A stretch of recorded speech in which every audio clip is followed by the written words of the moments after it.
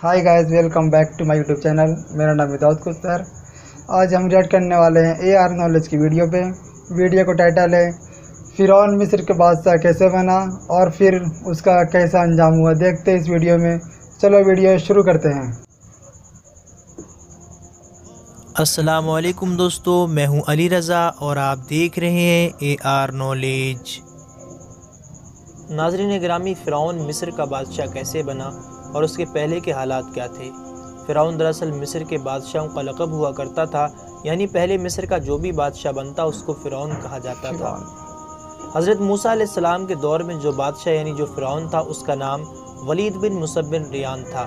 ये शहर अस्फियान का एक गरीब अत्तार था और इसने लोगों से बहुत सारा कर्जा ले लिया था और ये कर्जा ना देना पड़े इसलिए वो अस्फियान से भागकर शाम चला गया। लेकिन शाम में उसको करने के लिए कोई रोज़गार ना मिला तो वो कुछ पैसे और रोज़गार कमाने की तलाश में मिस्र आ गया, जहाँ उसने एक गाँव में देखा कि यहाँ तरबूज बहुत सस्ते मिलते हैं और शहर में महंगे। तो उसके जहन में ये ख्याल आया कि अगर मैं इन तरबूज़ों को शहर में ले जाकर बेचूं तो मुझे इनसे काफ़ी मुनाफा होगा। चुनांचे उसने वहाँ से बहुत सारे तरबूज ख़रीदे और शहर की जानिब चल दिया। मगर उसको रास्ते में कई सारे जगह जगह सिपाही खड़े मिले जिन्हें उसको टैक्स देना पड़ा। इस तरह ये शहर पहुँचते पहुँचते इसके पास सारे तरबूज ख़त्म हो गए। अब नाज़रीन, फ़िरौन के जहन में ये बात आ चुकी थी कि इस शहर में कोई शाही कानून नहीं है, यानी कोई भी चाहे तो शाही अफसर बनकर लोगों से माल वसूल कर सकता है और कोई उन्हें पकड़ने वाला भी नहीं है, यानी जिसके मन में जो आता है वो करता है। अब नाज़रीन, इसने सोचा कि किसी तरह जो पुराना फ़िरौन यानी जो उस वक्त मिस्र का बादशाह था उस तक पहुंच सकूं। अब उस वक्त के फ़िरौन तक पहुंचने के लिए इसे कोई ज़रिया और रास्ता चाहिए था। उस वक्त नाज़रीन मिस्र में एक महामारी यानी बीमारी फैली हुई थी जिससे लोग कसीर तादाद में मर रहे थे। फ़िरौन ने इसका फ़ायदा उठाया और कब्रिस्तान में जाकर बैठ गया और अपने आप को एक शाही अफसर बताकर लोगों से हर मुर्दे पर 5 दिरहम टैक्स वसूल करने लगा। इस बहाने इसने चंद ही रोज़ में बहुत सारा माल जमा कर लिया। इत्तेफाक से नाज़रीन एक रोज़ बादशाह के करीबी रिश्तेदारों में से किसी की मौत हो गई। जब वो उसे दफनाने के लिए कब्रिस्तान पहुँचे तो इस फ़िरौन ने उनसे भी 5 दिरहम मांगे, लेकिन इसको पैसे तो नहीं मिले बल्कि फ़िरौन को गिरफ्तार करके बादशाह तक लाया गया और बादशाह को इसका पूरा मामला बताया। बादशाह ने फ़िरौन से कहा कि तुम्हें कब्रिस्तान में किसने मुकर्रर किया था। फ़िरौन ने कहा कि मुझे आप तक पहुँचना था, इसलिए मैंने ये बहाना बनाया। मैं आपको ये बताना चाहता हूँ कि आपके मुल्क में बहुत ख़राब हालात हैं, जिसके मन में जो आता है वो करता है। मैंने 3 महीने के अरसे में जुल्म ज़्यादती के साथ इतना सारा माल इकट्ठा किया है। आप ये ख्याल कर सकते हैं कि दूसरे हुक्काम क्या कुछ करते होंगे। और ये कहकर नाज़रीन फ़िरौन ने अपना सारा माल बादशाह के आगे डाल दिया। बादशाह को फ़िरौन की ये बात पसंद आई और उसको एक छोटा सा ओहदा दे दिया। अब नाज़रीन फ़िरौन ने बड़ी चालाकी से रफ्ता रफ्ता ऐसे काम किए जो बादशाह और लोगों को पसंद आने लगे। यही सिलसिला धीरे धीरे आगे चला और एक दिन फ़िरौन तमाम लश्करों का अफसर बन गया। जब नाज़रीन मुल्क मिस्र का बादशाह यानी जो उस वक्त का फ़िरौन था जब वो मरा तो रियाया ने फ़िरौन को तख्त पर बिठा दिया और इस तरह से फ़िरौन मिस्र का बादशाह बन गया। कुछ ही दिनों में नाज़रीन फ़िरौन ने लोगों पर सख्त कानून लागू कर दिए और जो उसका हुक्म ना मानता उसको कड़ी सज़ा देता। धीरे धीरे नाज़रीन फ़िरौन अपनी हुकूमत के नशे में इस कदर मगरूर हो गया कि खुदाई का दावा कर बैठा और लोगों से ज़बरदस्ती अपने आगे सजदा करवाता। फ़िरौन बनी इसराइल पर बहुत मुज़ालिम ढाता और उनसे मेहनत और मुशक्क़त के काम लेता। एक रोज़ नाज़रीन फ़िरौन ने ख्वाब में देखा कि बैतुल मुक़द्दस की तरफ से एक आग आई और उसने पूरे मिस्र को घेर लिया और तमाम फ़िरौनियों को जला डाला और बनी इसराइल को कोई ज़रर न पहुँचाया। यह अजीब व गरीब ख्वाब देखकर नाज़रीन फ़िरौन परेशान होने लगा और उसने नजूमियों से इसकी ताबीर पूछी।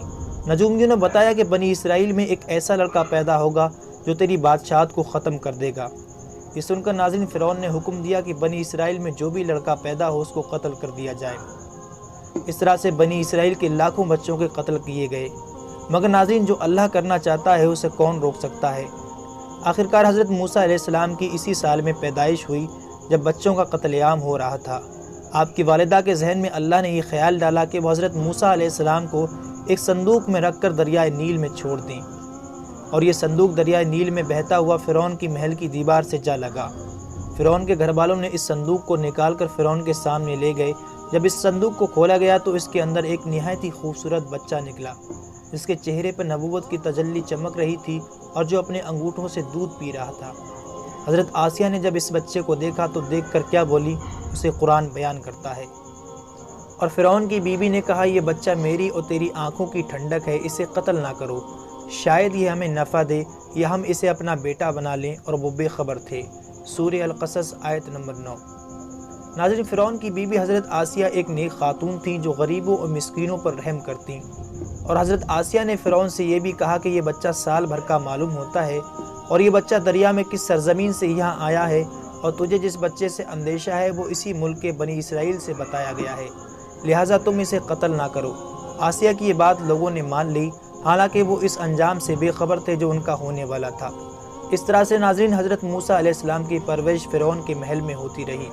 جب اللہ نے حضرت موسیٰ علیہ السلام کو نبوت سے سرفراز فرمایا اور آپ علیہ السلام نے فرعون کو نصیحت فرمائی اور کئی معجزے اسے دکھائے، جب حضرت موسیٰ علیہ السلام بنی اسرائیل کو غلامی سے نجات دلانے کے لیے مصر سے نکلے تو فرعون نے انتہائی تکبر سے بنی اسرائیل کا قتل عام کرنے کے لیے اپنی عظیم فوج کے ساتھ ان کے پیچھے روانہ ہوا، مگر جب ان کے قریب پہنچا تو اللہ کے حکم سے ایک آسمانی آگ نے ان کا راستہ روک لیا۔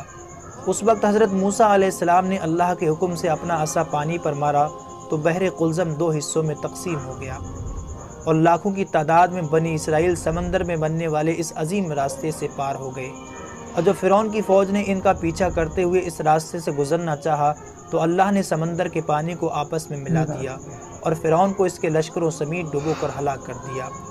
اس سارے واقعے کو ناظرین قرآن پاک میں کچھ یوں بیان ہوتا ہے، اور ہم نے جب بنی اسرائیل کو دریا پار کرا دیا تو فرعون اور اس کے لشکروں نے شرکسی ظلم زیادتی کے ساتھ ان کا پیچھا کیا، حتیٰ کہ جب فرعون ڈوبنے لگا تو بول اٹھا کہ میں اس بات پر ایمان لایا کہ اس کے سوا کوئی معبود نہیں جس پر بنی اسرائیل ایمان لائے ہیں، اور میں بھی سر اطاعت جھکا دینے والوں میں سے ہوں۔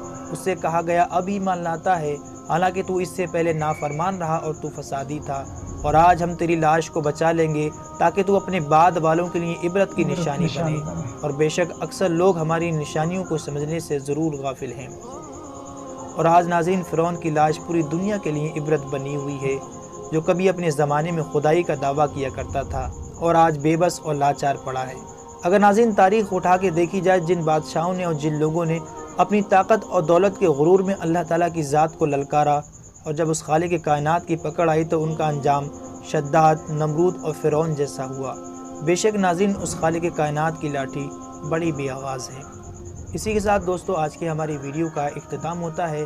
ویڈیو پسند آنے کی صورت میں اسے لائک اور زیادہ سے زیادہ اپنے تمام دوستوں کو شیئر ضرور کیجیے گا، اور ابھی تک آپ نے چینل کو سبسکرائب نہیں کیا ہے تو چینل کو ضرور سبسکرائب کیجیے گا تاکہ آنے والی تمام ویڈیو کی نوٹیفیکیشن آپ کو ملتی رہے۔